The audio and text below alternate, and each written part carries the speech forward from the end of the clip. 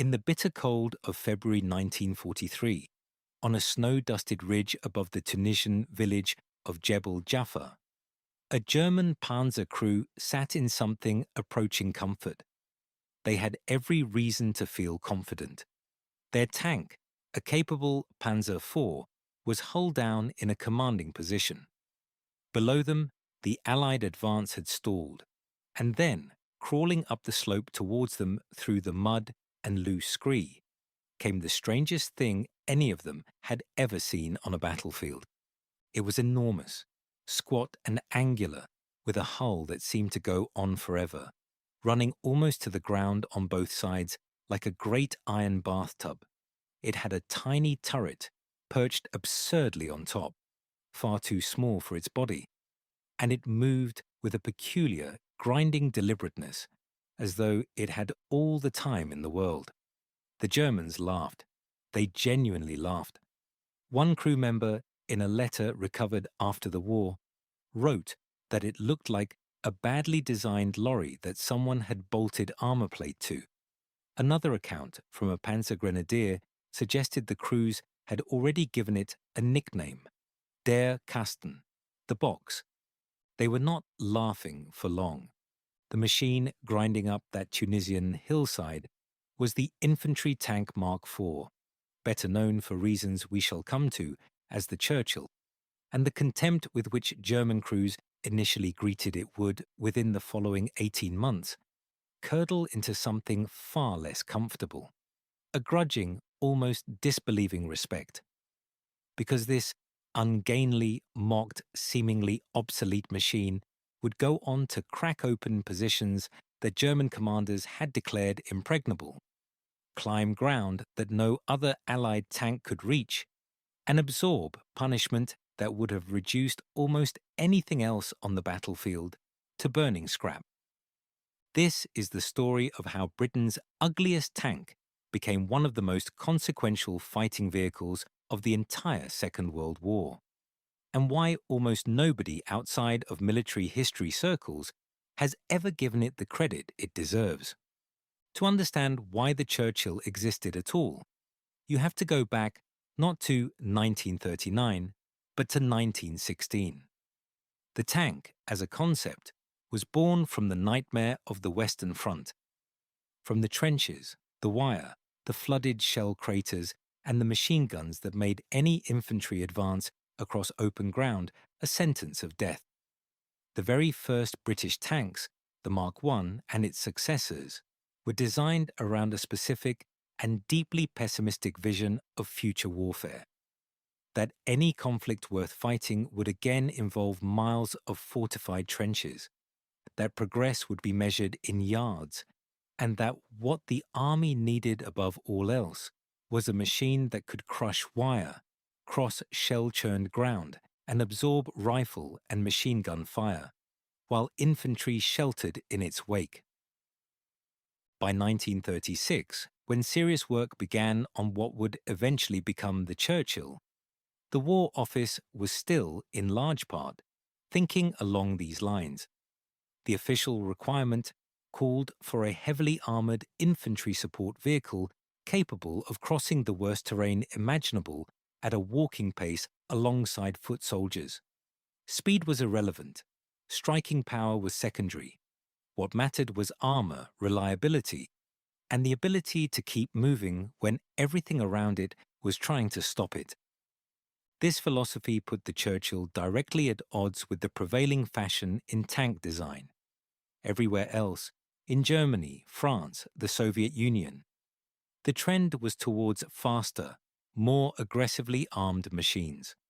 The Panzer III and IV were being refined into potent, well-balanced fighting vehicles. Even within Britain, the cavalry tradition was producing the fast cruiser tanks, slender and rapid, built for exploitation and maneuver. The infantry tank concept looked to many professional eyes like a relic, a throwback, and yet the War Office pressed ahead, because the men writing the specifications remembered something the cavalry enthusiasts had forgotten. Wars are not always fought on flat, open ground. Sometimes the enemy digs in, and will not be dug out by any machine that cannot first get to him across ground that seems to defy mechanical passage. The contract for what would become the Churchill was awarded in July 1940 to Vauxhall Motors. Yes, the same Vauxhall whose name you know from family saloon cars, at their plant in Luton, Bedfordshire. The chief engineer overseeing the project was a quietly determined man named Charles Bartlett, and he inherited a specification so demanding it bordered on the absurd. The tank had to weigh in the region of 38 tons, roughly 84,000 pounds, while maintaining sufficient armor to shrug off most anti-tank fire. It had to cross a trench 3 meters, 10 feet wide. It had to climb a vertical obstacle 0.6 meters, 2 feet high.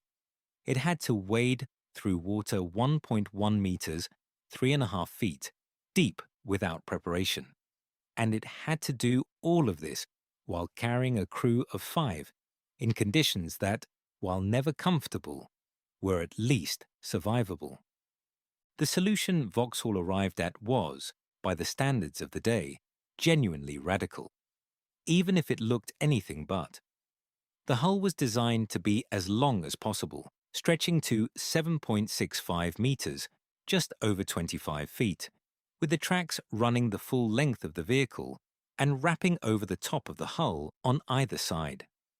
This arrangement, inherited directly from the original Great War tanks, gave the Churchill an extraordinary ability to cross broken ground, each track measuring roughly 356 millimeters, 14 inches wide, laid down an immense footprint.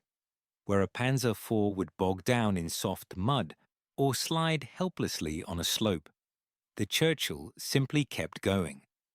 The armor was exceptional for its time. The frontal plate of the early marks measured 102 millimeters, 4 inches, comparable to contemporary heavy tanks on a machine that was supposed to be a mid-weight infantry support vehicle.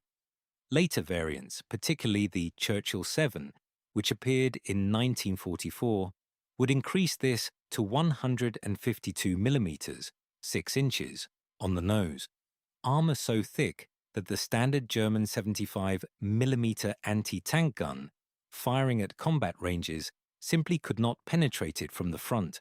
Power came from a Bedford twin-six petrol engine, essentially 2 Bedford lorry engines bolted together, producing 350 brake horsepower.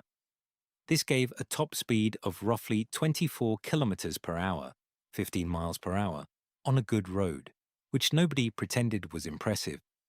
But it was the low-end torque that mattered, that grinding, almost geological force that allowed the Churchill to push through mud and up slopes that would stop a faster, lighter machine cold. Production was centered primarily at Vauxhall in Luton, but spread to a network of subcontractors across Britain's industrial Midlands and North.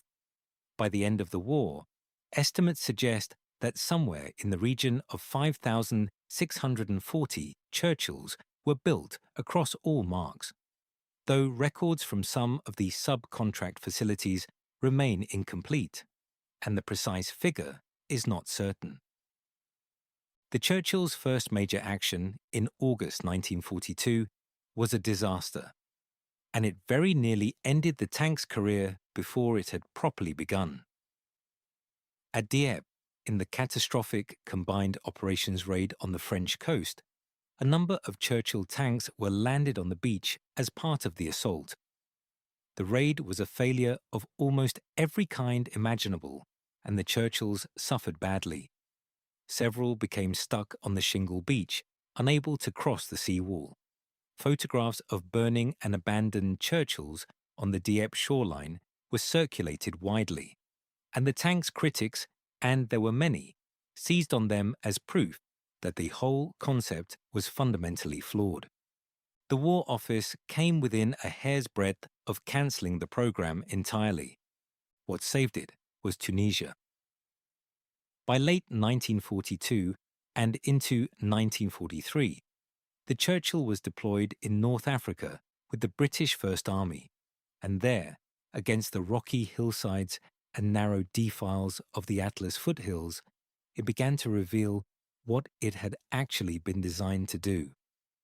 At the Long Stop Hill engagement in April 1943, a position the Germans had fortified with a thoroughness that had defeated several previous Allied attempts, a squadron of Churchills climbed ground that German commanders had quite sincerely believed to be impassable for armour. The psychological effect on the defenders was considerable.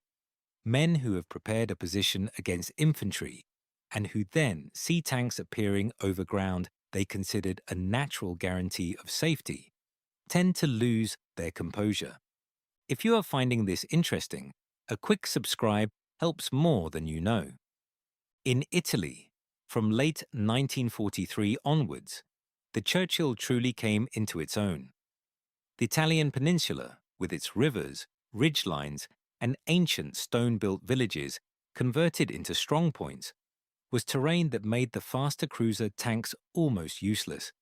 Here the Churchill's plodding pace was irrelevant. What mattered was the ability to cross a swollen river on a Bailey bridge, to climb a terraced hillside under fire, to absorb multiple hits from a concealed anti-tank gun and keep advancing. At Monte Cassino, at the Gothic Line, at river crossing after river crossing, Churchills ground forward through conditions that would have immobilized almost anything else. The German response to the Churchill is instructive. In the early engagements, as we have seen, the contempt was genuine and openly expressed. But the after-action reports from German armoured units tell a more complicated story. A report from the 10th Panzer Division, following the Tunisian engagements, notes, with a certain professional respect, that the British infantry tank absorbed fire from our 50mm anti-tank guns at combat range without apparent effect on crew or mobility. The recommendation, to engage from the flank or rear using the 75mm long-barreled gun, is itself a tribute to the Churchill's frontal armour. The Panzer IV, with which the Churchill is most naturally compared, was in many respects a superior fighting vehicle in open country warfare, with a 75mm gun of good velocity and a maximum armour thickness of 80mm on the front hull in its later variants. It combined reasonable protection with genuine striking power and a top speed on roads of approximately 40 km per hour, 25 miles per hour. Against enemy armour on flat ground at range, the Panzer IV had significant advantages. But on the kind of ground where the Churchill was deployed, close country, hills, villages, bocage, the German machine's virtues counted for less, and its limitations became more apparent. The American M4 Sherman, which equipped most of the Western Allied armoured forces from 1942 onwards, was faster still and more reliably armed. But the Sherman was notoriously vulnerable to German anti-tank fire. Its tendency to brew up when hit earned it the grim nickname Ronson among Allied crews, after the cigarette lighter brand. The Churchill, by contrast, offered a level of crew protection that Sherman crews could only envy. In the close country fighting of Normandy, where a Sherman might be destroyed by a concealed anti-tank gun before its crew even saw the muzzle flash, a Churchill could absorb the same shot and continue fighting. The Churchill's legacy is, in the end, a story about being right for the wrong reasons, and then being right again for the right ones. The men who wrote its specification in the mid-1930s were thinking about a war that never quite arrived in the form they imagined. There were no miles of trenches in the Western Desert.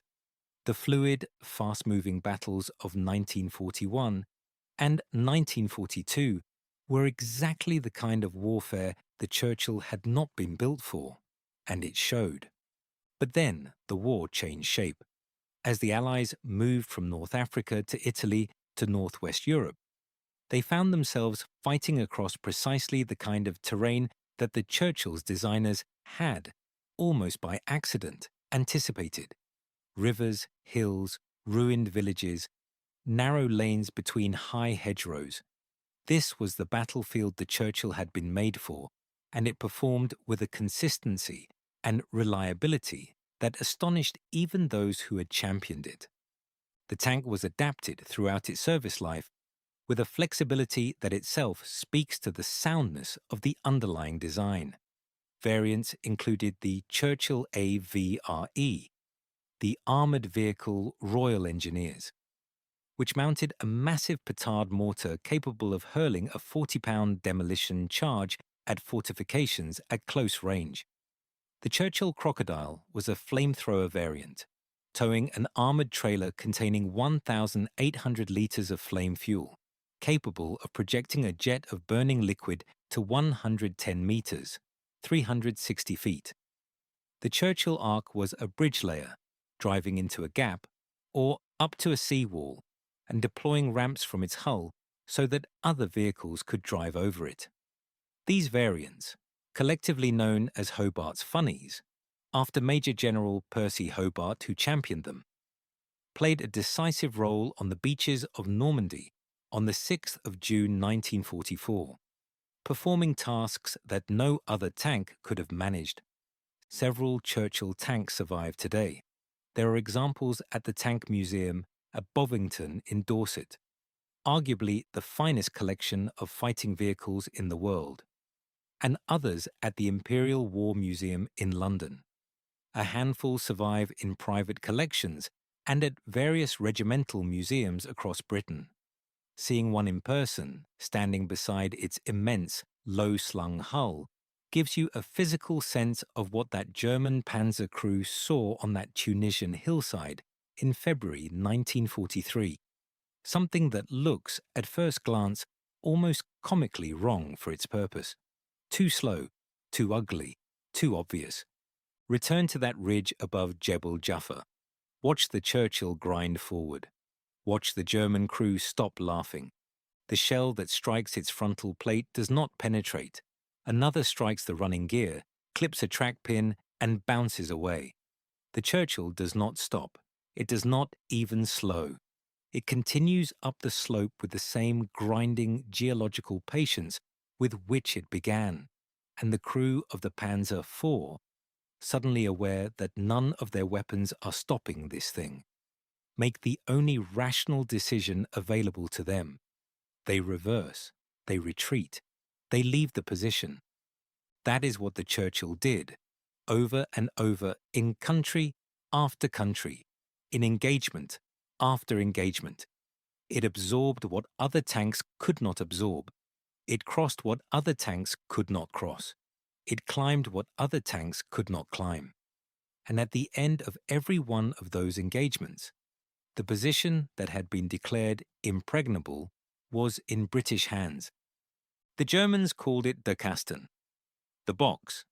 They meant it as mockery, a comment on its graceless rectangular bulk. But a box, properly made, can hold a great deal.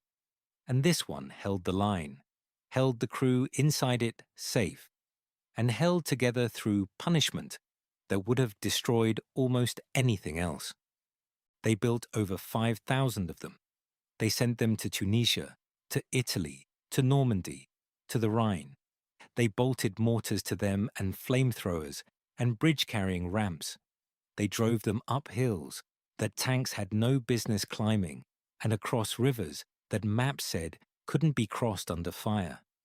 And through all of it, through every ambush, every artillery barrage, every German anti-tank gun that drew a bead on that wide, ugly, unmistakable silhouette, the Churchill simply kept going. Slow, ugly, relentless, unstoppable.